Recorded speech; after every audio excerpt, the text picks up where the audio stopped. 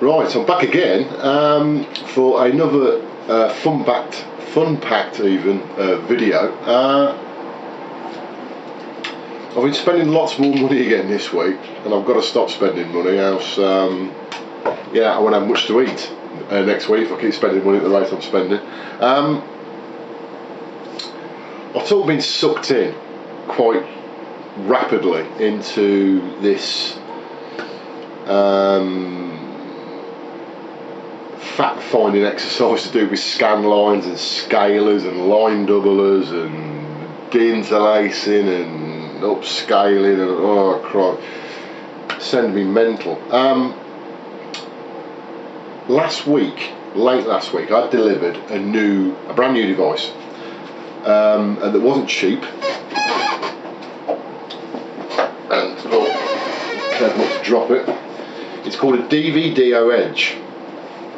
It's an American product that you can actually get in this country, in the UK, and various other places throughout Europe, etc. And it is a fairly high quality line doubler, scaler, deinterlacer, and basically what they were bought out for, and it's still a current product now, what they were bought out for was for AV enthusiasts, where you could connect all sorts of manner of sources into this box, and it's really meant for people that have got LCD screens, plasmas, you know, HD type material, and they want to get the best quality out of the various sources. For instance, things like DVD players, skyboxes, that's certainly relevant for us people in the UK, video recorders, and gaming consoles as well. What you normally find is that the scalers inside your TV, when you feed your TV, your LCD screen, I can't get my words out. When you feed your LCD screen with an input, the TV has to do processing and it has to do scaling, and basically 95% of TVs are crap at doing that. And you can buy these additional bits of kit, they're really for the AV enthusiasts, to actually do a proper job, or a much better job of those various functions. Now, a few people that are into their retro gaming use this device, this specific device, to hook up their gaming consoles to LCD devices and plasma devices, you know, basically HD sets, to get a much clearer and crisper signal. This unit itself costs, I paid £560 for this, so it's not a cheap thing, but it is fairly tasking as regards to what it can do. It's a real good device because you can basically feed it anything. You can feed it HDMI input, so you can use it as a HDMI switcher, which basically means that you can feed it up to 5 HDMI inputs, and it's got a HDMI output, but it will switch between all those inputs to give you one feed out.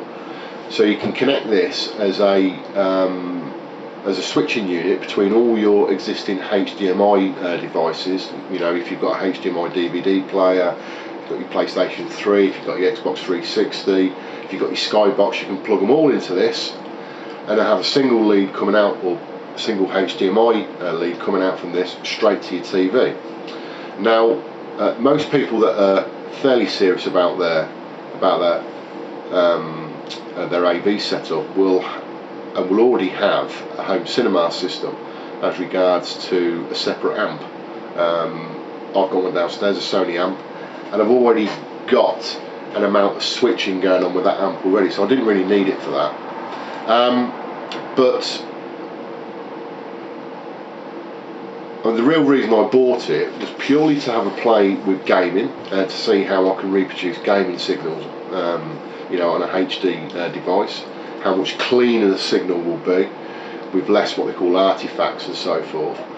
And secondly, really, as an AV, and not switcher, but certainly to play around with the signals from my DVD player and from my Skybox to clean the picture up.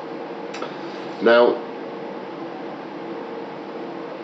normally, if you've got a DVD player, the native source material for DVDs are interlaced images, which are basically what DVDs are.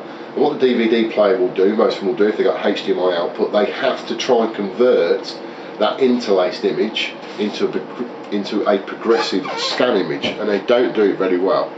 You can get juddering on motion, on fast action scenes. You can get artifacting, where you'll see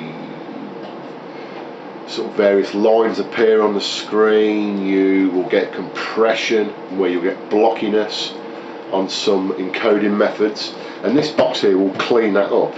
Now, what it won't do, it won't make a DVD look like a HD sort of Blu-ray. It won't do that, but it will clean it up a hell of a lot, and it really does work. I'm really impressed with the way that it converts the images, actually, or the video I should say, from a Skybox and from my from a DVD player. It doesn't do a fat lot with things like Blu-ray, because that's already HD, and it's already at a certain quality standard. It can improve it slightly, but you're not going to get the dramatic effects that you can get with SD images. Now, obviously, Sky in the UK has got HD channels and also the normal SD channels. What this box will do is that it will certainly enhance the standard def channels, and it does change a bit on the HD channels as well, because of the Skybox actually outputs the highest resolution it outputs is 1080, which is fine for HD sets or full HD sets, but it actually does it in an interlaced format. So this will actually change it to progressive, and it will do it effectively. So you minimise judder, and the motion of the picture, if you're watching films, is a hell of a lot smoother. It really is. So it's a really good box for that. But getting back to the gaming side, what this box does is, even though it will convert an input to HDMI, it's got analog inputs. So it will take a component input. So if you've got something like a PlayStation 2 or an Xbox originally, or a GameCube, and you've got a component lead set up for that, you can plug that straight into this, and the picture quality is far superior than taking the component leads from your console and plugging them straight into your TV. I guarantee you. It's really nice and sharp. It really is. It surprised me how good it was, to be honest. It really did when I tried my PlayStation 2, for instance, via component, and fired up a 480p game, a component game, like Outrun 2006. Really, really sharp, great picture. You've got super video input on this, and you've also got a video input on this. Now, obviously, those sources won't be anywhere near as good as a component source or an RGB SCART source, but it will convert them, it will scale them, etc. So it'll be better than doing a native connection to your LCD screen if you're using those kinds of source outputs. Something else this machine will do as well is it will take an RGB SCART input. Not natively, you have to get a conversion lead that converts an RGB SCART to something they call RGBS, which is RGB on phonos, so that's red. I'm reading this from here. That's red, blue, and green, and also a sync output, and it uses the composite video as the sync line. And it's fairly easy to make the conversion cable, or you can buy them off eBay. They're only a few quid, they're not very expensive. So you can actually feed this an RGB SCART input, so you can connect all your real retro stuff, Super Nintendo, Mega Drive, PC Engine, etc., and it will correctly interpret that signal. So for instance, if you're feeding it a Super Nintendo RGB SCART signal, that signal is actually a 240 progressive signal. So it's 240 horizontal line, And of course on a CRT you've got another 240 lines that are actually scan lines in effect. So you've got a 480p image, but it actually outputs to 240 lines of video. This will correctly interpret that, and you've got the facility within this to line double it. So it will take it from 240 to 480, progressive scan, which is what you need to do. And it will correctly display that on the screen, and it will correctly convert it. So as regards to the actual image detection, video detection, it will do it correctly. Now your cheap scalers won't do that. My Cinematech line doubler does do that, but at the time when that was out, that was well over £1,000. So your cheap CGA to VGA scalers, your HD Box Pros, etc., won't do that properly. They won't detect it as a proper 240p image, and they won't process it properly. What it also means is that with the inbuilt technology in these DVDO edges, it will treat the image a lot better than what your cheaper scalers will. So it will scale it better. If it's an interlaced image, it will certainly de-interlace it better. This is one of the best de-interlacers you can buy on the market. The engine that it uses is absolutely fantastic. It really is a great picture. So they are really sort of function rich, really. Another benefit of this device, as regards to the analog inputs, is that natively it won't take a D sub 15 input, which is what you associate with a VGA or Super VGA connector. But again, because you've got the phonos on here, all you need to do is buy a breakout cable that will convert D sub 15 to R, G and B, and also horizontal and vertical sync. You just plug that in, so it will in effect take anything that outputs via a D sub 15, and it will treat it exactly the same. It will do whatever it needs to do to that image to get it correctly displayed. So it is really, really good in that way. One thing worth mentioning as well, it's not just about the video signal. One major benefit of this unit is that it reduces and minimises lag, input lag, or lag. I'll just call it lag. Now I won't go into a great detail here because some people have already asked me to do a video on such things like lag, and I'll explain them more in another video that I'll put up. But basically, if you take a Super Nintendo, you take a PlayStation 2 or whatever, and if you've got the various inputs on your LCD TV, SCART input, some or most LCDs have got that input already, where they'll take an RGB SCART input, or you feed it a component, or whatever feed you give it, because the actual screen itself has got to do various processing of the image and scaling, etc., it adds lag. So what you do when you press a key on your joypad, it will take a certain amount of time for your character on the screen, for instance, to actually move or do something, and that's called lag. Now that is absolutely infuriating if you're a gamer, because some games that are very sensitive on timing, you'll find that there's an amount of lag there between you actually pressing the key and actually doing something on the screen. And again, TVs are notoriously, or can be notoriously bad for that. A number of TVs have got something called gamer mode, which if you switch to gamer mode, it will reduce that lag, but it will stop certain processing, so the picture won't be as good, but it will be better for you to play the game. What this does is this has a game mode on it, and it reduces lag to virtually being non-existent. It reduces it down to 6 milliseconds, if I remember correctly, which is virtually non-existent. You wouldn't notice it. You just wouldn't notice it. I mean, 6 milliseconds is like it's a crazily small amount.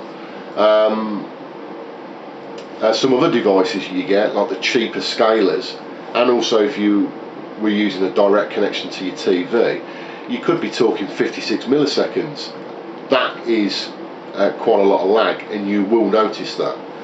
So again, a good benefit of this box is that you can enable gamer mode and it will reduce the lag to virtually being non-existent. So if you are quite sensitive to that kind of thing, this kind of unit is going to be a tremendous benefit to you. As well as the HDMI inputs it's got in it, so the pure digital inputs, it also enables you to do switching on audio.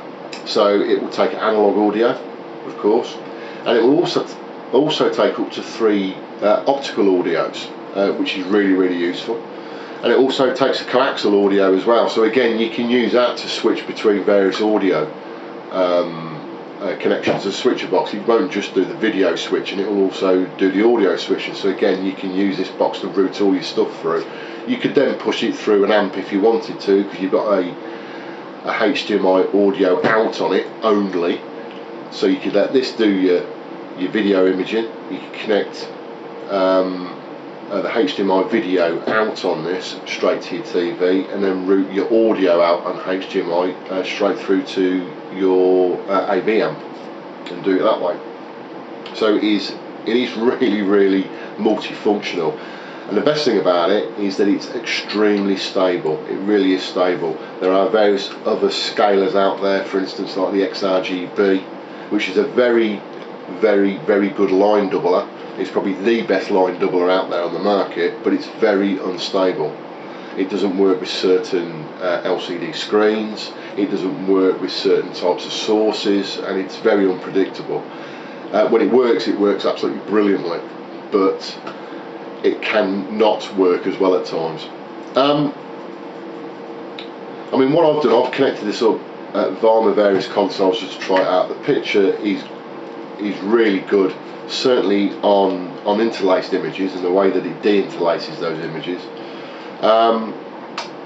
It's not so great on 240p images, so from a Super Nintendo for instance, it's okay, it's fine, but it's slightly soft, it's a softer image. Now if you connect up an SLG scanline generator after this and then into your screen, it cleans the image up at no end, and it looks really nice. It really does look really nice. So if you're going to use one of these with a retro console, I would recommend to buy an SLG. Now if you do use an SLG, you will need another bit of gadgetry, because this unit can't output to a D sub 15 connector, VGA Super VGA connector, which is what the SLG requires. It will only output to HDMI. You need to buy a HDMI to D sub 15 transcoder, and I bought one of those as well. And this one is probably one of the best ones on the market. It's called a HDFURY. It's been out for quite a few years. It's had various revisions, and this is the latest revision. This is HDFURY3. I did actually go out and buy a HDFURY2 when I bought this at the same time, and they're not cheap units. HDFURY2s are about 130 quid. 150 pound. The HDFURY3 is just under 200. Now unfortunately the HDFURY2 doesn't work correctly with the SLG, so you have to get a HDFURY3. So I've actually got 150 quid's worth of HDFURY sitting in my next room that's never going to be used, so I'm going to sell that because I can't use it for what I want to use it for. But basically what this is that it's a very intelligent and a very good transcoder, and what that means is that it will take a HDMI input. It will take a HDMI signal, so a HD signal, whatever, is sent by HDMI, and it will transcode it, convert it to a D sub output, which you can probably see on there. I don't know if the camera's picking it up. But actually D sub on that end, and actually HDMI input on that end. The HDFURY2 has actually got 2 HDMI inputs. It will take 2 and it will switch between the 2 of them. It'll also do some other funky things. You've got some dip switches on the bottom. I won't go through them specifically, but it is all encompassing really for a transcoder. And it gives a real nice picture. It gives the benefit of all the extra colour enhancements, etc., that a HDMI signal will carry, and it will carry it through to the VGA or Super VGA output.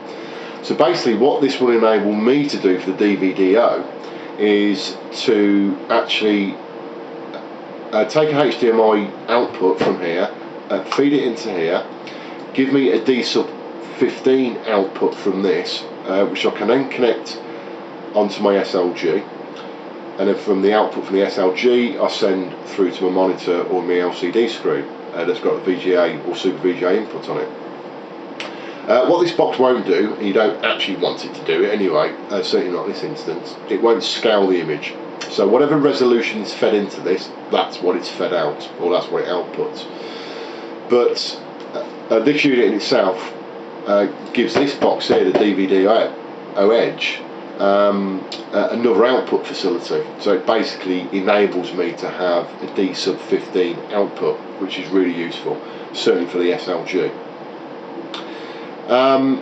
If you were a PlayStation 3 owner, for instance, and you wanted to get a D sub 15 output from your PlayStation 3, then you'd use a similar device to this, one of these devices, HDFURY, and that will enable you to do that, because some of the older monitors, for instance, won't have HDMI input into them, and this will let you have a conversion between HDMI to effectively Super VGA VGA.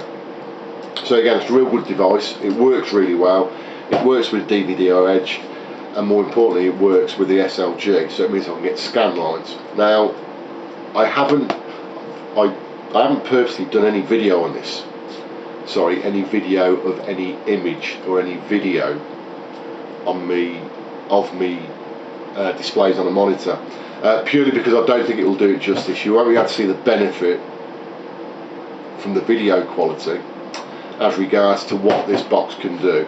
You're just going to have to trust me. It really does work, but I fully appreciate it's not a cheap device, especially when you couple it with this. I mean, you're talking, for the two devices, you're talking over £700, which is a hell of a lot of cash, and you've got to obviously make the benefit of it. I bought it really to test it, to find out how it works and how I can improve what I've already got. And for me, it's just to do with knowledge sharing, really, for everybody else, and for me to find out new things. I won't really be using this for any gaming because I've got native CRTs, so I don't need it.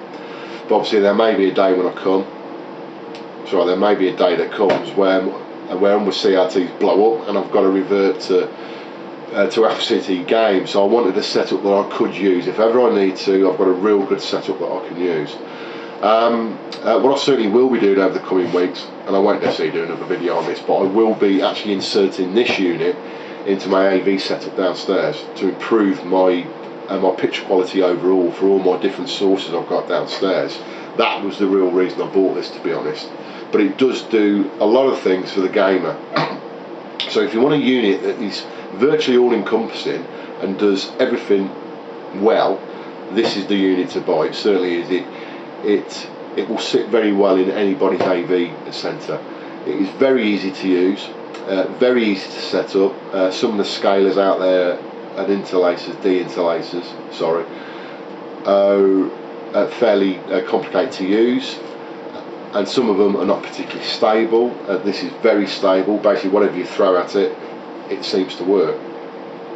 So this was a bit of a longer video than what I anticipated it to be, but again, it was just to go through you really about the DVDO EDGE.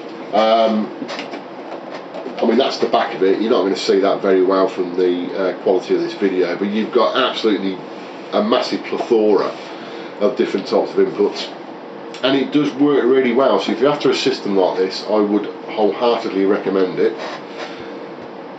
And I suspect you will be impressed with the results. And if you couple that again, like I said, with an SLG and a HDFURY3, you'll get absolutely fantastic results from your retro games on an LCD screen. You'll definitely minimise things like artifacting, which is what you will get, and incorrectly de-interlacing pictures on the cheaper scalers. You get all sorts of not known issues with them, but certainly as regards to the artifacts, the game won't play as well as regards to the way it looks. And certainly with this, you will cut down and and possibly minimise lag if you choose the appropriate options on here, or modes, to be virtually non-existent, which for a gamer is pretty important, I think. So hope you found the video informative and useful, and I will be back fairly soonish with some more gameplay videos. See you soon.